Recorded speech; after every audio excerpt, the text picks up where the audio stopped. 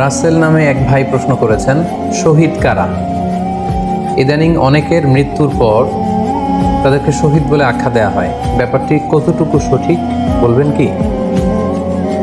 প্রিয় ভাই, রাসেলের উত্তরে আমরা বলতে চাই যে এ পৃথিবীতে আল্লাহর দ্বীনকে বাস্তবায়ন করতে যে অথবা বিজয়ী করতে যে কাফেরদের বিরুদ্ধে সশস্ত্র সংগ্রামে যে মুমিন ব্যক্তি নিহত হয় তাকে শহীদ বলে।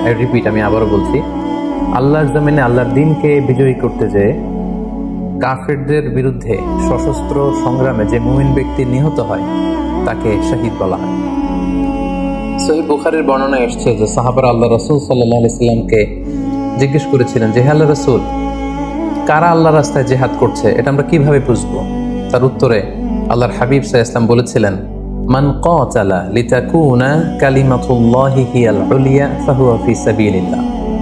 যে ব্যক্তি আল্লাহর দ্বীনকে, আল্লাহর বিধানকে কিংবা আল্লাহর আইনকে বাস্তবায়নের জন্য, আল্লাহর দ্বীনকে বিজয়ের জন্য যে সংগ্রাম করে যাচ্ছে সেই আল্লাহর রাস্তায় আছে। আর সে আল্লাহর রাস্তায় থাকা অবস্থায় যদি কেউ মৃত্যুবরণ করে বা নিহত হয় তাকে ইসলাম শহীদ বলে ঘোষণা করেছে। তবে সেক্ষেত্রে একটি শর্ত রয়েছে, সেটি হচ্ছে দুনা গারাদিন মিন আগরাদিদ দুনিয়া। দুনিয়ার কোনো কারণে, দুনিয়ার কোনো লোভে পড়ে, দুনিয়ার কোনো স্বার্থের জন্য যদি কেউ আল্লাহ রাস্তায় জেহাদ করে মৃত্যুবরণও করে, সেই শহীদের কোনো মর্যাদা বা দাম আল্লাহ তাআলার কাছে নেই। কেননা আমরা হাদিস থেকে জেনেছি অনেক শহীদ কিয়ামতের ময়দানে আল্লাহ তাআলা তাদেরকে জাহান্নামে ফেলে দিবেন। আল্লাহ বলবেন যে, তুমি তো দুনিয়াতে জিহাদ করেছিলে যে মানুষ তোমাকে বীর বলবে, মানুষ তোমাকে সাহসী বলে ঘোষণা দিবে, বাহাবা পাওয়ার জন্য তুমি জিহাদে অংশগ্রহণ করেছিলে এবং সেখানে নিহত হয়েছে। তো তুমি নিহত হওয়ার পরে মানুষ তো তোমাকে বীর বলেছে, বাহাবা দিয়েছে, সাবাস বলেছে, যে কারণে তুমি এই জিহাদে অংশগ্রহণ করেছো সেটা দুনিয়াতেই তুমি পেয়েছো। তো আমার কাছে তুমি কি চাও? আমার কাছে তোমার জন্য কিছু নেই। Go to the hell fire, জাহান্নামে যাও। তাকে আল্লাহ তাআলা উপর করে জাহান্নামে নিক্ষেপ করবেন।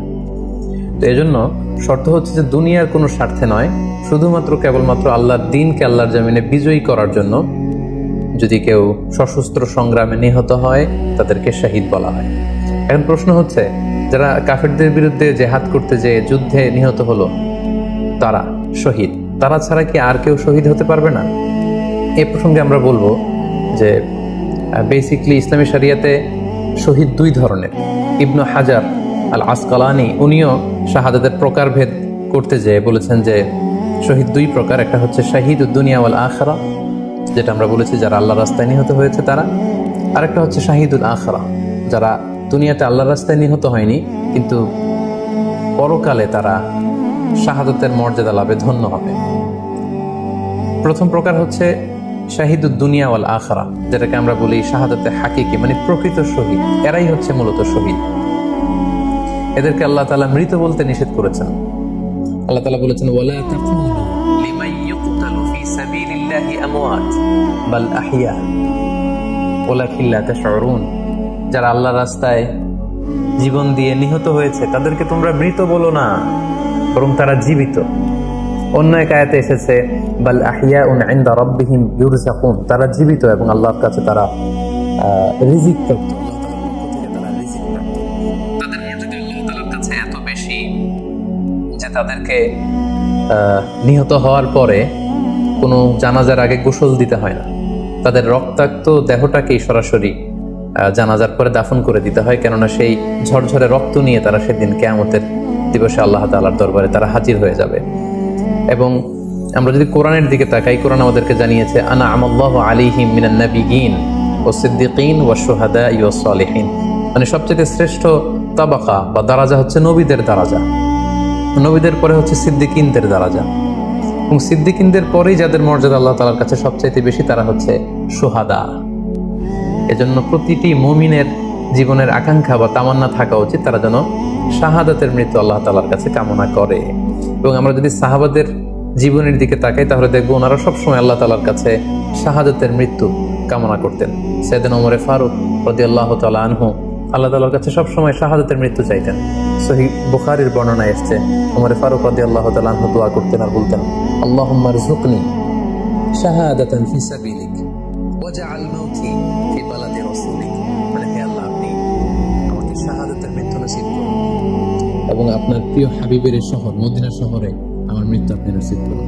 এবং আমরা যদি ওমর ফারুকের জীবনের দিকে তাকাই তাহলে আমরা দেখবো যে উনি শহীদী মৃত্যু লাভ করেছিলেন। একজন অ্যাসাসিনেটরের মাধ্যমে আত্মাইর আঘাতে তিনি শহীদ হয়েছিলেন এবং আল্লাহ রাসূল সাল্লাল্লাহু আলাইহি ওয়াসাল্লামের পাশে আবু বকর রাদিয়াল্লাহু তাআলা আনহুর কবর, তার পাশেই কিন্তু ওমর ফারুকের কবর। তার মানে মদিনাতেই তিনি আল্লাহ রাসূল সাল্লাল্লাহু আলাইহি ওয়াসাল্লামের পাশে মৃত্যুবরণের পরে শোয়ার সৌভাগ্য তিনি অর্জন করেছেন। তাহলে এই আলোচনা থেকে আমরা বুঝলাম যে প্রকৃত শহীদ হচ্ছে যারা আল্লাহর রাস্তায় নিহত হয় এবং এর মর্যাদা আল্লাহ তাআলার কাছে অনেক বেশি।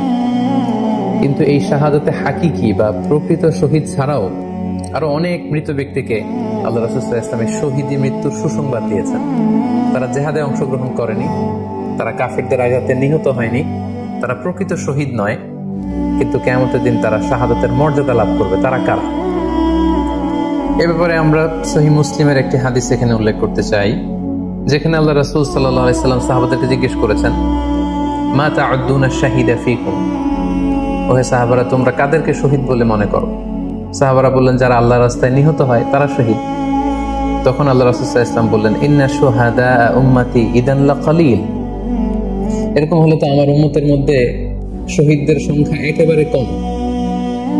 যারা জিহাদের সুযোগ পাবে না, জিহাদের ময়দানে কাফেরদের বিরুদ্ধে সশস্ত্র সংগ্রাম করে যারা নিহত হওয়ার সুযোগ পাবে না, তাহলে তো তারা শহীদ হতে পারবে না। সাহাবারা এই কথা শুনে বললেন, ইয়া রাসূলুল্লাহ তাহলে কারা শহীদ আপনি বলেন। তখন আল্লাহ রাসূল সাল্লাল্লাহু আলাইহি ওয়াসাল্লাম বললেন যে যারা আল্লাহর রাস্তায় নিহত হয় তারা তো শহীদ বটেই, পাশাপাশি ওমান মাতা ফি তাউনি ফাহুয়া শাহীদ, মহামারীতে যারা মারা যায় তারাও কিন্তু শহীদ। প্লেগ রোগে বা মহামারীতে, এই যে করোনা ভাইরাসের সময় যারা ঈমানের সাথে ইন্তেকাল করেছে তাদেরকেও আল্লাহ তাআলা শাহাদাতের মর্যাদা দান করবেন। ওমান মাতা ফিল বাতনি ফাহুয়া শাহীদ, পেটের পীড়ায়, পেটের কোনো রোগে যদি কেউ আক্রান্ত হয়ে মারা যায় সে কিয়ামতের দিন শাহাদাতের মর্যাদা লাভ করবে। ওয়াল গরিকু শাহীদ, পানিতে ডুবে যদি কেউ মারা যায় সেও শাহীদ।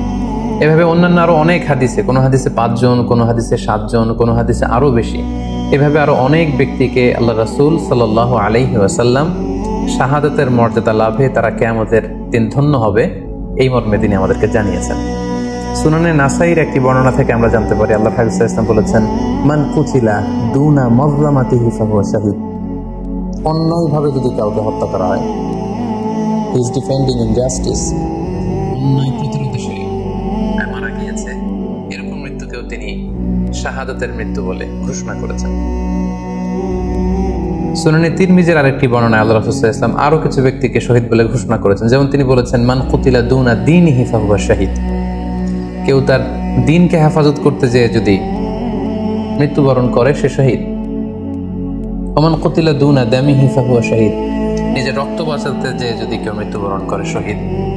তার সম্পদ বাঁচাতে যেয়ে যদি মৃত্যুবরণ করে সে শহীদ। তার ফ্যামিলিকে সেভ করতে যেয়ে কেউ যদি মৃত্যুবরণ করে সেও শহীদ। তার সম্মান, ইজ্জত, তার স্ট্যাটাসকে বাঁচাতে যেয়ে যদি কেউ মৃত্যুবরণ করে সেও শহীদ।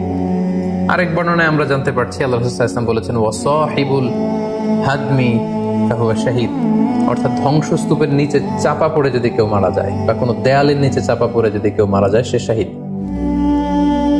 ওয়াসাহিবু যাতিল জানবি শাহীদ, অর্থাৎ ফুসফুসের কোনো রোগে, লেটস সে লাং ক্যান্সারে যদি কেউ মারা যায়, ফুসফুসের কোনো ভয়ানক রোগে যদি কেউ মারা যায় সে শহীদ, শহীদের মর্যাদা পাবে।